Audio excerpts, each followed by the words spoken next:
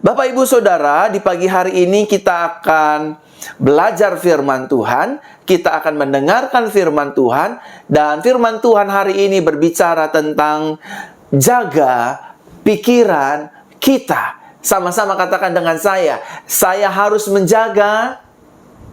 Belum semua, sama-sama yang sudah bergabung dalam ibadah ini, sama-sama katakan dengan saya harus menjaga pikiran saya setiap hari.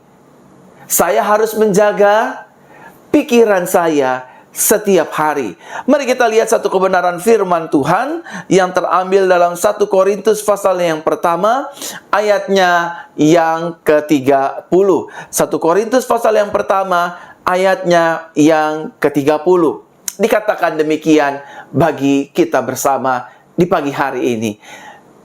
Jadi akhirnya saudara-saudara, semua yang benar, semua yang mulia, semua yang adil, semua yang suci, semua yang manis, semua yang sedap didengar, semua yang disebut kebajikan dan patut dipuji, pikirkanlah semuanya itu. Amin untuk pembacaan firman Tuhan. Bapak, Ibu, Saudaraku terkasih dalam Tuhan, perlu kita ketahui dan sadari bersama bahwa iblis, bahwa setan bukan hanya menyerang hidup kita melalui telinga ini, melalui perasaan kita, melainkan juga iblis akan menyerang kita melalui pikiran ini. Sekali lagi saya ingin mengulangi bagi setiap jemaat yang menyaksikan siaran langsung ini, baik di Instagram, di Facebook, dimanapun saudara yang menyaksikan video khotbah ini, saudara yang sedang menyaksikan ibadah ini, iblis bukan hanya menyerang kita lewat hati, lewat telinga, lewat perasaan, lewat iman, tetapi dia juga akan menyerang hidup kita melalui pikiran ini. Oleh karenanya tema firman Tuhan pada hari ini berbicara tentang jagalah pikiran kita. Nah, saudaraku terkasih dalam Tuhan, ketika kita menjaga pikiran kita, maka kita akan melihat hidup kita akan hidup dalam ketenangan, akan hidup dalam sukacita, akan hidup dalam damai sejahtera. Ketika kita melepaskan pikiran kita, maka ketakutan, kekhawatiran, kebimbangan, masalah, sakit penyakit akan mendominasi pikiran ini. Oleh karena itu, saudara dan saya harus menjaga pikiran ini dengan baik dan benar sesuai dengan kebenaran firman Tuhan. Adapun tujuan iblis untuk menyerang pikiran kita. Mungkin ada di antara saudara yang berkata, kenapa pastor, kenapa Pak Gembala, iblis mau menyerang pikiran kita orang percaya, iblis mau menghancurkan kita melalui pikiran. Yang pertama, yang Tuhan ajarkan kepada saya, untuk saya bagikan kepada jemaat-jemaat penggembalaan Gereja Jesus Christ Church, yang oleh karena anugerah saya dipercayakan untuk mengembalakan saudara di setiap minggunya, hari Senin, Rabu, Jumat, dan ketemu minggu lagi. Saya diajar Tuhan untuk membagikan ini kepada jemaat Tuhan sekalian. Karena yang pertama, tujuan iblis menyerang pikiran kita agar kita hidup di bawah tekanan. Ketika kita tidak menjaga pikiran kita dengan firman Tuhan, dengan kabar baik, dengan sukacita, ketika kita membuka pikiran kita, pertahanan pikiran kita, maka iblis akan menyerang kita melalui pikiran ini.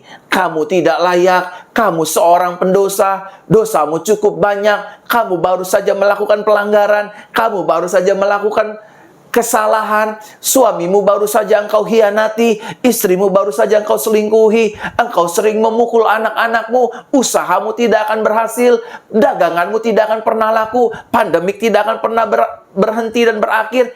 Ketika kita tidak menjaga pikiran ini, maka iblis akan menekan hidup kita dengan problematika kehidupan. Ketika hidup orang Kristen dikalahkan oleh setan, bukan berarti kuasa Tuhan kurang besar, bukan berarti kasih karunia Tuhan tidak cukup bagi kita, melainkan kita yang tidak menjaga pikiran kita, kita yang membuka pikiran kita dan mengizinkan iblis untuk menekan kita dengan masalah, dengan pergumulan, dengan tekanan. Ketika kita ditekan, kita akan mempertanyakan kuasa Tuhan. Adakah Engkau Tuhan bagi hidupku? Apakah Engkau menjawab doaku? Di mana Engkau Tuhan? Apakah Engkau akan menolong hidupku? Apakah Engkau akan menyembuhkan sakitku? Apakah Engkau akan memulihkan ekonomiku? Apakah Engkau akan memberkati kehidupanku? Dan lain sebagainya, dan lain sebagainya. Oleh karena itu, saudaraku terkasih dalam Tuhan, jangan biarkan iblis menekan pikiran kita. Jangan biarkan iblis menekan hidup kita melalui pikiran ini. Tujuan iblis yang kedua adalah, Bapak Ibu Saudara, dia menyerang pikiran kita. Selain dia ingin menekan kita, yang kedua, agar kita hidup di bawah ketakutan dan kekhawatiran. Ada banyak orang-orang percaya, ada banyak orang-orang Kristen, ada banyak para pelayan Tuhan hari-hari ini hidup ditekan oleh iblis dengan ketakutan, dengan kekhawatiran. Usia saya sudah tidak muda lagi. Apakah ada yang mau dengan saya? Apakah ada yang mau menikahi saya? Saya sedang sulit cari pekerjaan. Sepertinya saya tidak mungkin diterima dalam perusahaan ini. Dan lain sebagainya. Dan lain sebagainya. Ketakutan, kekhawatiran akan ada dalam kehidupan kita ketika kita tidak menjaga pikiran kita. Ketika iblis menyerang pikiran kita, tujuannya untuk memberikan hidup kita hidup di dalam ketakutan dan kekhawatiran setiap hari. Bagaimana saya harus melunasi hutang saya? Bagaimana saya harus membiayai hidup saya? Bagaimana saya harus mengobati sakit ini? Bagaimana saya harus membayar deposito? Bagaimana saya harus membayar tagihan? Bagaimana saya harus membayar cicilan-cicilan? Bagaimana? Karena ketakutan, kekhawatiran sudah memenuhi hidup kita. Sehingga pada akhirnya iman kita terbelenggu. Kita tidak percaya lagi kepada Tuhan. Dan kita cenderung mengarahkan pikiran, telinga, hati, perasaan, bahkan iman, dan seluruh aspek kehidupan kita hanya kepada masalah, hanya kepada ketakutan, hanya kepada kekhawatiran, dan hanya kepada masalah demi masalah.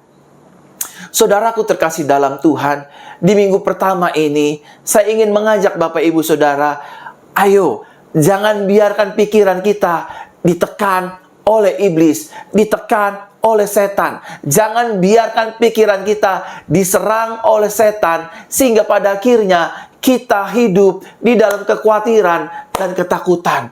Setiap hari kita khawatir, kita paranoid, kita ketakutan. Saya sakit-sakitan, suami saya sudah tidak peduli, istri saya sudah tidak peduli, anak-anak saya menelantarkan saya. Bagaimana dengan hari tua saya? Apakah saya ada yang merawat? Bagaimana dengan ekonomi saya? Pandemik sedang terus berlangsung, ekonomi sedang ancur-ancuran, sedang merangkak naik. Apakah hidup saya masih bisa menikmati hidup ini? Atau apakah saya terkena PHK? Dan lain sebagainya. Sehingga pada akhirnya ketika kita hidup di dalam ketakutan dan kekhawatiran, maka kita akan digiring oleh iblis, kita akan digiring oleh setan. Pada akhirnya hidup di dalam asumsi negatif. Keluarga saya pasti bercerai, rumah tangga saya pasti berantakan, sakit saya pasti tidak disembuhkan, masalah saya pasti tidak akan pernah selesai, dagangan saya tidak mungkin laku, usaha saya mungkin tidak berhasil, dan lain sebagainya. Hal-hal negatif menghantui pikiran kita. Oleh karenanya, mulai hari ini, jagalah pikiran saudara, jagalah pikiran kita setiap hari, sehingga kita bisa menyadari iblis tidak bisa menyerang hidup kita, tidak bisa menekan hidup kita. Dan yang ketiga, tujuan iblis menyerang pikiran kita agar iman kita menjadi lemah dan mati.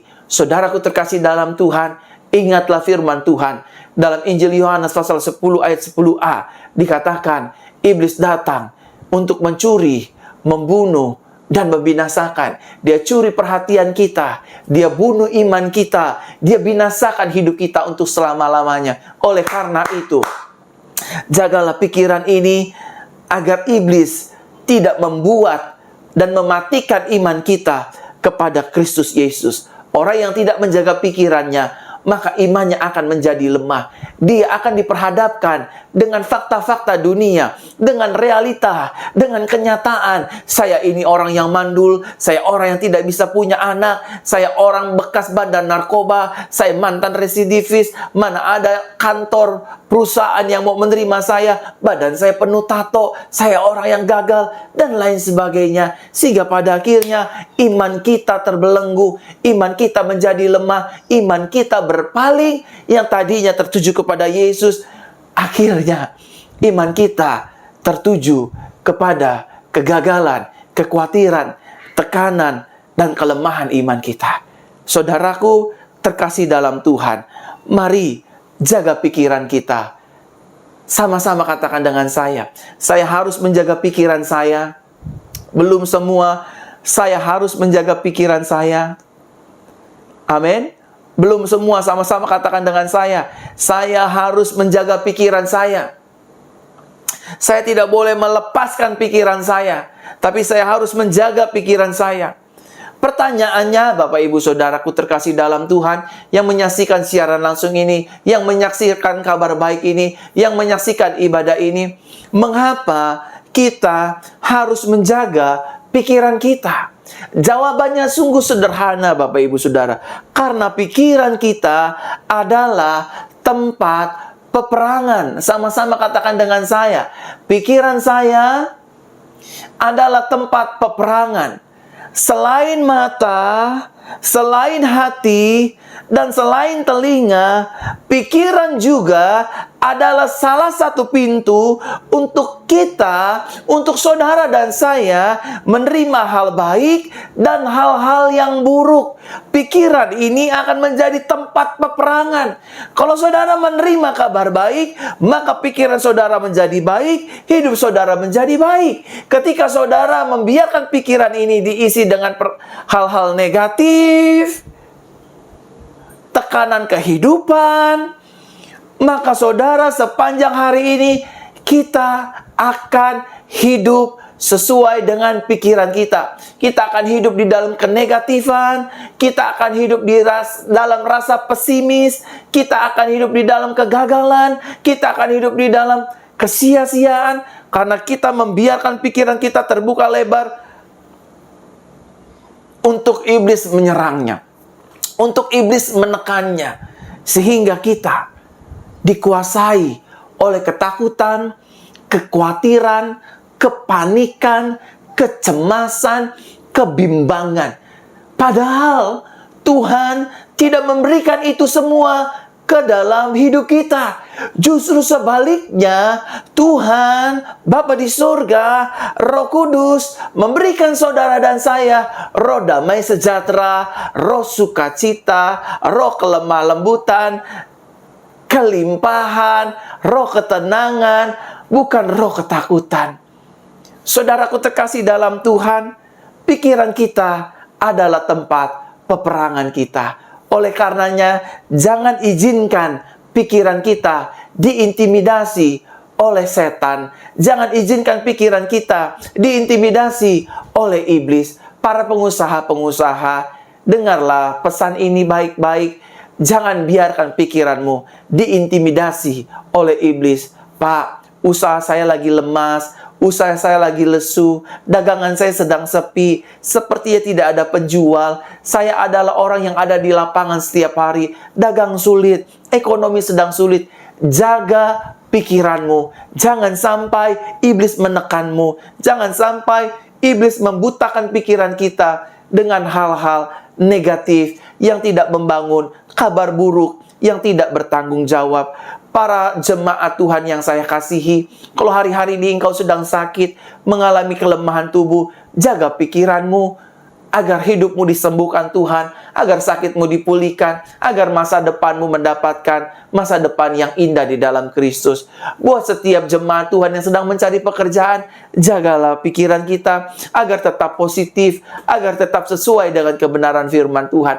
Kalau kita tidak diterima di satu perusahaan, tetaplah jaga pikiran kita. Next pasti aku diterima Tuhan, next pasti aku diberkati Tuhan, next aku pasti berhasil, dan next aku pasti disertai Tuhan, dan aku pasti bekerja. Buat suami istri yang sedang mengikuti program kehamilan, jagalah pikiran Bapak Ibu Saudara sekalian, sehingga pada akhirnya iblis tidak bisa menekan kita, dan dia berkata di telinga, pikiran, dan hati kita, engkau perempuan mandul, engkau laki-laki yang mandul, engkau tidak akan pernah bisa punya anak, dan lain sebagainya. Saudaraku terkasih dalam Tuhan, satu kali saya teringat dengan kesaksian hidup saya bersama dengan istri.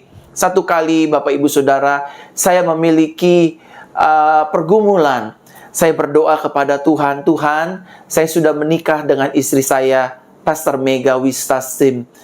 Dan tiba-tiba waktu kami honeymoon di Bali, ada suara yang menekan telingaku, pikiranku, hatiku, imanku, dan perasaanku. Suara ini berkata, orang lain kau doakan, semuanya hamil. Mulai hari ini, istrimu tidak akan bisa hamil, karena istrimu penyuka binatang anjing, karena istrimu menstruasinya sulit, kadang datang, kadang tidak datang, 2 bulan sekali, 3 bulan sekali, bahkan setahun sekali, bahkan pernah tidak menstruasi.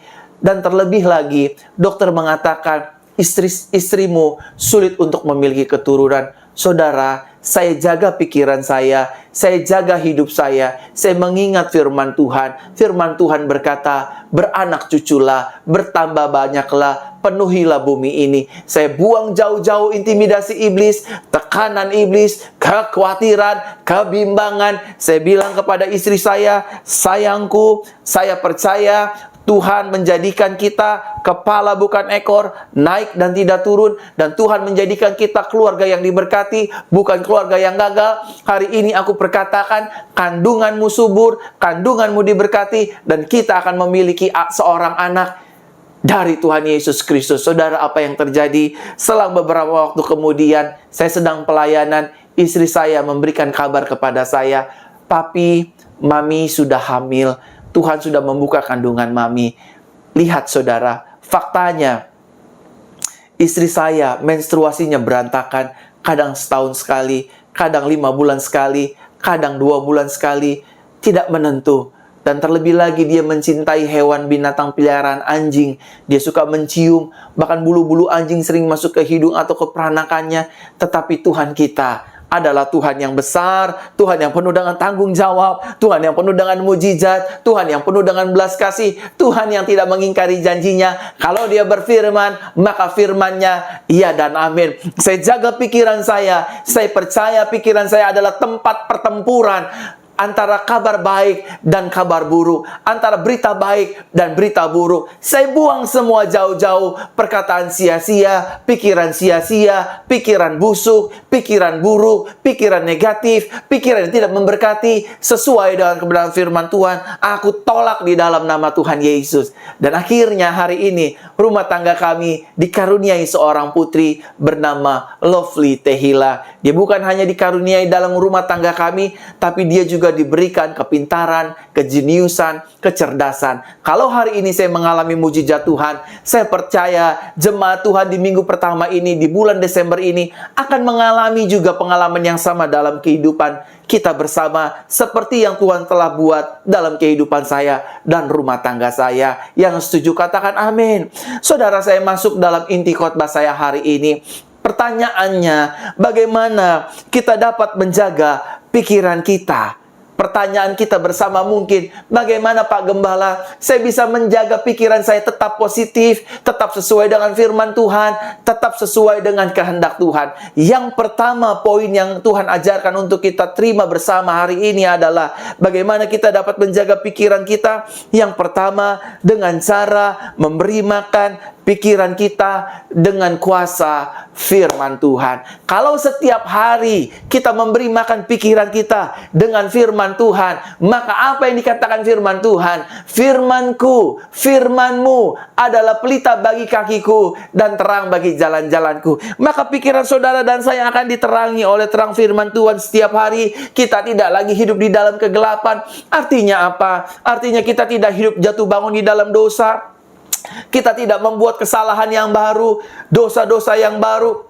Kita tidak mendendam, kita tidak membenci, kita tidak menyalahkan hidup orang lain, kita tidak menggosipkan hidup orang lain, kita tidak menyerang orang yang berbuat salah kepada kita, karena kita sudah tidak di dalam kegelapan lagi, melainkan pikiran kita telah diterangi oleh firman Kristus Yesus. Saudaraku terkasih dalam Tuhan, orang yang pikirannya tidak diisi dengan firman Tuhan, maka dia tidak bisa membedakan mana uang pribadi, mana uang perusahaannya, mana istri pribadi, mana istri orang lain, mana suami pribadi, mana suami orang lain, mana harta kita, mana harta orang lain. Kebanyakan orang yang pikirannya tidak diisi oleh firman Tuhan, akan cenderung melakukan hal-hal yang gelap, akan cenderung melakukan hal-hal yang di luar firman Tuhan. Dia menyolong, dia mengambil istri orang, dia mengambil suami orang, dia mengambil yang bukan hak miliknya. Tetapi sebaliknya, ketika pikiran kita diisi dengan firman Tuhan, maka hidup kita akan menjadi hidup yang berbeda. Hidup kita akan berkemenangan, hidup kita akan diberkati, hidup kita akan sukses, hidup kita akan berhasil, hidup kita akan melihat hal-hal dahsyat, hari-hari baik, dan berkat-berkat Tuhan berlimpah atas keluarga kita setiap hari. Ketika pikiran kita sudah diterangi oleh firman Tuhan, sudah diberikan makanan tentang firman Tuhan, maka saudara tidak akan hidup di dalam ketakutan. Ketika saudara tidak punya uang, ketika saudara sedang menganggur, tidak memiliki pekerjaan, kita akan diingatkan oleh Roh Kudus tentang firman Tuhan di pikiran ini, bahwa Tuhanku akan mencukupkan hidupku menurut kekayaannya dan kemuliaannya di dalam Yesus Kristus. Anak cucu orang benar tidak akan meminta-minta roti. Burung pipit di udara Tuhan pelihara, apalagi kehidupanku. Salomo dalam kemegahannya pun tidak didandani seperti bunga di ladang. Itu artinya hidup saya akan ditolong Tuhan, akan diberkati Tuhan, akan dipelihara Tuhan, akan dijagai Tuhan setiap hari. Yang setuju katakan amin. Saudaraku terkasih dalam Tuhan, ketika pikiran kita isi dengan firman Tuhan, maka kita tidak akan hidup di dalam ketakutan. Bagaimana saya harus makan untuk hari ini dan hari esok? Bagaimana saya menyelesaikan hutang piutang saya? Bagaimana saya harus membayar cicilan-cicilan tagihan saya? Biaya hidup hari-hari, minggu-minggu, bulan-bulan, dan tahun-tahun. Tetapi sebaliknya, ketika pikiran kita diisi dengan firman Tuhan, kita akan berkata dengan perkataan yang berbeda. Aku yakin Tuhan di pihakku, karena firman-Mu berkata, aku Tuhan yang tidak meninggalkan umat-Nya, aku Tuhan yang menyertai umat-Nya, aku Tuhan yang mencukupi segala keperluan umat-Nya. Kita akan diingatkan oleh Roh Kudus bahwa Dia adalah Jehovah Jireh, Dia yang menyediakan segala sesuatu yang kita perlukan. Ketika kita sakit, kita tidak perlu takut dan ketakutan. Apakah sakit saya bisa disembuhkan? Cancer saya disembuhkan, tumor saya disembuhkan, kista saya disembuhkan, COVID-19 saya disembuhkan. Tetapi ketika pikiran kita dipenuhi dengan firman Tuhan, kita akan diingatkan oleh bilur-bilurku, kamu yang sakit sudah menjadi sembuh. Kita diingatkan oleh Roh Kudus, oleh firman Tuhan, bahwa di atas kayu salib Yesus berkata, it is finished, sudah selesai. Aku membayar kelemahanmu, melepaskan sakit penyakitmu, menanggung kutuk dosamu, menanggung setiap kegagalanmu, sehingga pada akhirnya kita yakin dan dapat berkata, hai sakit penyakit, engkau tidak berkuasa atas hidupku. Aku yakin, aku percaya, melalui darah Yesus, tumorku sembuh, kanserku sembuh, ginjalku sembuh, mataku bisa melihat, telingaku bisa mendengar, pikiranku menjadi pikiran Kristus, dan hidupku menjadi sehat sempurna. Yang setuju katakan amin. Amin.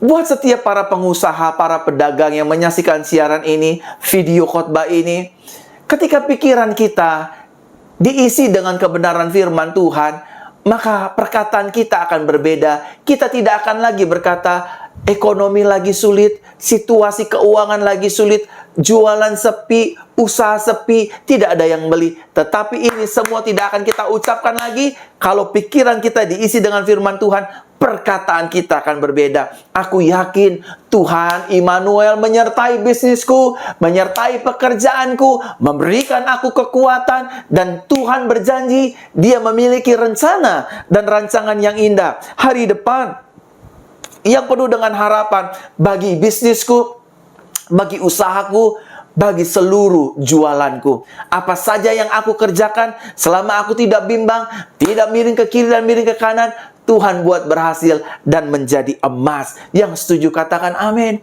Rumah tangga, suami-suami, istri-istri, kalau pikiran kita diterangi dengan terang firman Tuhan, diisi dengan firman Tuhan, maka kita tidak akan hidup di dalam pertengkaran, kita tidak akan hidup di dalam kekerasan, kita tidak akan hidup di dalam perselingkuhan. Tetapi sebaliknya, saya tahu saya adalah imam dalam rumah tangga ini. Saya tahu saya adalah seorang istri dan seorang penolong. Saya tahu saya adalah seorang orang tua yang harus menjadi teladan bagi anak-anaknya. Saya tahu keluarga saya harus menjadi berkat, dan keluargaku, aku yakin, adalah surgaku. Saudaraku terkasih dalam Tuhan, ketika pikiran kita diisi dengan firman Tuhan, maka hidup saudara akan berbeda. Saudara tidak akan memiliki waktu untuk memikirkan hal-hal buruk, hal-hal yang sia-sia, hal-hal yang merugikan hidup kita, hal-hal yang bisa mencelakakan hidup kita. Tapi sebaliknya, karena kita sadari firman Tuhan mengisi pikiran kita setiap hari, aku yakin setiap hari aku diberkati, kita dijadikan kepala, kita dijadikan terus naik, kita dipromosikan, kita sukses, kita berhasil, kita tidak miskin, kita tidak susah. Masalah tentu ada, pergumulan tentu ada, problematika tentu ada, tetapi aku percaya, aku isi pikiranku dengan kuasa firman Tuhan. Ketika firman Tuhan memenuhi pikiranku, maka jalan-jalan hidupku akan seperti jalan-jalan Tuhan. Amin. Bapak Ibu Saudaraku terkasih dalam Tuhan, mari mulai hari ini isi pikiran kita dengan firman Tuhan. Taruh tangan kanan di dada seperti ini, sama-sama katakan dengan saya. Saya harus mengisi pikiran saya dengan kebenaran firman Tuhan. Sama-sama katakan dengan saya. Saya harus mengisi pikiran saya dengan kebenaran firman Tuhan. Dan yang kedua, bagaimana kita dapat menjaga pikiran kita? Yang pertama, kita jaga pikiran kita dengan firman Tuhan. Dan yang kedua, kita jaga pikiran kita dengan cara menyadari kasih karunia Tuhan. Kita ingat kasih karunia Tuhan. Dia sudah menebus dosa kita. Dia sudah mengampuni pelanggaran kita. Dia sudah tidak mengingat-ingat lagi kesalahan dan pelanggaran kita. Dia memberkati kita. Berkali-kali kita jatuh. Berkali-kali kita melakukan kesalahan. Berkali-kali juga Tuhan lebih memilih untuk mengampuni kita, membuka tangannya lebar-lebar, menerima kita apa adanya, dan tidak menjauhkan kehidupan kita. Kalau saudara dan saya menyadari kasih karunia Tuhan, maka saudara akan hidup di dalam ucapan syukur. Kalau saudara dan saya menyadari kasih karunia Tuhan, memenuhi pikiran kita dengan kasih karunia Tuhan, dengan anugerah Tuhan, kita tidak akan hidup seperti bangsa Israel yang hidup dalam rasa sungut-sungut, hidup dalam kepahitan, hidup dalam amarah, hidup dalam emosi, hidup tidak pernah bersyukur, selalu mengeluh, selalu memberontak, bahkan selalu bertanya-tanya, bahkan selalu memiliki hati yang degil. Adakah Tuhan menolong masalah saya? Adakah Tuhan menjawab doa saya? Apakah Tuhan peduli dengan rumah tangga saya? Apakah Tuhan mau membantu usaha saya? Apakah Tuhan ingin melunasi hutang piutang saya? Atau apakah Tuhan ada di pihak saya? Orang yang pikirannya tidak diisi dengan kasih karunia Tuhan, dia akan cenderung hidup dalam persungutan, dia akan cenderung hidup dalam kedegilan hati, dia akan cenderung hidup di dalam rasa ketidakpercayaan. Tetapi sebaliknya, ketika kasih karunia Tuhan menjagai pikiran kita, kita tidak akan takut bahaya. Kita tahu kalau 11 bulan yang lalu, dari bulan Januari, Februari, Maret, April, Mei, Juni, Juli, Agustus, September, Oktober, dan November, hidup kita setiap hari dipelihara Tuhan. Hidup kita setiap hari disertai Tuhan. Hidup kita setiap hari ditolong oleh Tuhan. Hidup kita setiap hari dibela oleh Tuhan. Dan kita dijadikan Tuhan sampai hari ini dan sampai selama-lamanya menjadi pribadi yang lebih daripada pemenang. Pada bulan Januari tahun 2021 kita banyak mengalami pergumulan, hutang pihutang, permasalahan, anak sakit, bayar kos-kosan, bayar cicilan yang belum mampu. Tetapi kita sudah bukan ada di bulan Januari. Kita ada di awal pertama minggu Desember. Kita sudah melewati 11 bulan. Di 11 bulan ini banyak pergumulan, banyak tantangan, banyak cobaan. Tetapi saudara dan saya sampai hari ini ada semua karena kasih karunia Tuhan. Oleh karenanya, jagalah pikiran kita dengan mengingat kasih karunia-Nya yang besar terhadap hidup kita. Jangan lagi saudara berkata kepada Tuhan, Tuhan saya nggak layak, Tuhan hidup saya sangat kotor, Tuhan hidup saya sangat tidak suci, Tuhan hidup saya layak untuk dimurkai, Tuhan saya najis, Tuhan saya kotor. Jangan saudara, hari ini perkatakan kepada dirimu sendiri, jaga pikiranmu dengan mengingat kasih karunia-Nya Kalau saya bisa ada sampai hari ini, semua karena penyertaan Tuhan. Kalau ekonomi saya masih bertahan sampai hari ini, semua karena kebaikan Tuhan. Kalau rumah tangga kami masih ada sampai hari ini, semua karena kebaikan Tuhan. Bukan karena saya hebat, bukan karena saya pintar, bukan karena saya orang kaya, bukan karena saya rohaniawan, bukan karena saya seorang pemuka agama, dan lain sebagainya. Tetapi semata-mata hanya karena kasih karunia Tuhan. Yang setuju katakan amin. Kita jaga pikiran kita. Yang pertama, melalui firman Tuhan. Yang kedua, dengan cara kita menyadari kasih karunia Tuhan. Dan yang ketiga, bagaimana caranya kita dapat menjaga pikiran kita? Yang ketiga, dengan cara mengucapkan kata-kata iman, kata-kata berkat, dan kata-kata positif. Sama-sama katakan dengan saya. Saya harus mengucapkan. Belum semua yang menyaksikan video khotbah ini, yang menyaksikan ibadah ini, sama-sama katakan dengan saya, taruh tangan kanan di dada. Saya harus mengucapkan kata-kata iman, kata-kata berkat, kata-kata firman Tuhan. Ketika pikiran kita ucapkan kata-kata firman, kata-kata iman, kata-kata berkat, maka pikiran kita akan meresponinya dengan benar dan juga positif.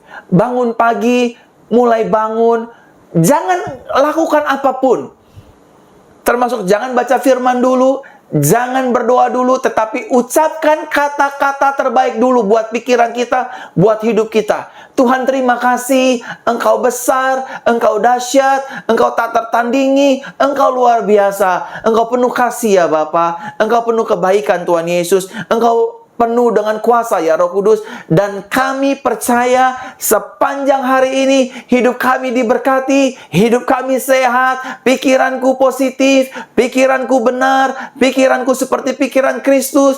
Kami diberkati Tuhan, usaha kami berhasil, usaha kami maju, usaha kami sukses, pelayanan kami diperkenan Tuhan, apa saja yang kami kerjakan Tuhan buat berhasil, anak-anakku sehat, pekerjaanku diberkati, dan masa depanku penuh dengan pengharapan dan kepastian. Yang setuju katakan amin. Setelah itu baru saudara berdoa, Tuhan terima kasih, dan selanjutnya, dan selanjutnya. Setelah itu baru kita baca firman Tuhan, dan selanjutnya kita melakukan bagian kita, bekerja, berdagang, melayani untuk hormat kemuliaan nama Tuhan. Saudara, saya ingin bersaksi, kenapa saya hidup sampai hari ini bisa yakin, bisa memenangi pertandingan iman dalam kehidupan hari lepas hari. Yang pertama, saya sadari saya hidup di dalam anugerah Kristus Yesus. Yang kedua, saya sadari hidup saya dalam naungan kuasa darah Yesus. Dan yang ketiga, Tuhan ajarkan saya untuk setiap hari, setiap pagi, saya bangun tidur, saya perkatakan kepada diri saya perkatakan kepada pikiran saya, Tuhan Yesus mengasihi saya. Tuhan Yesus mengasihi istri dan putri saya. Tuhan Yesus memberkati keluarga kami.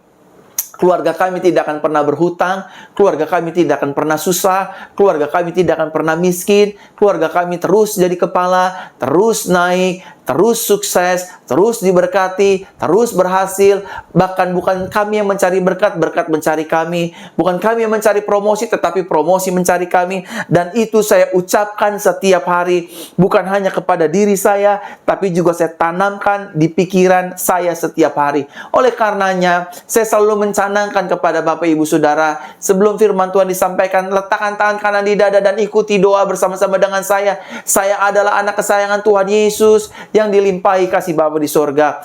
Dan terus saya ucapkan, sehingga pada akhirnya iblis tidak bisa menekan hidup saya dengan ketakutan, dengan kecemasan, dengan kekhawatiran, dengan intimidasi, dengan tekanan dan hal-hal buruk lainnya. Ketika hal-hal buruk dari iblis datang di pikiran saya berkata kepada diri saya sendiri, saya berkata kepada pikiran saya sendiri, saya adalah anak kesayangan Tuhan Yesus. Saya sudah diampuni, saya sudah ditebus, saya sudah dibela, saya dilindungi, saya berhasil, dan saya tidak akan dipermalukan. In Jesus' name. Dan itu terjadi, saudara.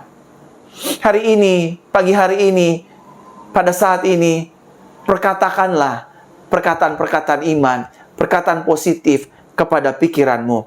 Dan yang keempat, yang terakhir setelah ini kita masuk dalam perjamuan suci, bagaimana kita dapat menjaga pikiran kita? Yang keempat, dengan cara memberi kabar baik kepada pikiran kita. Jangan beri pikiran ini kabar-kabar busuk.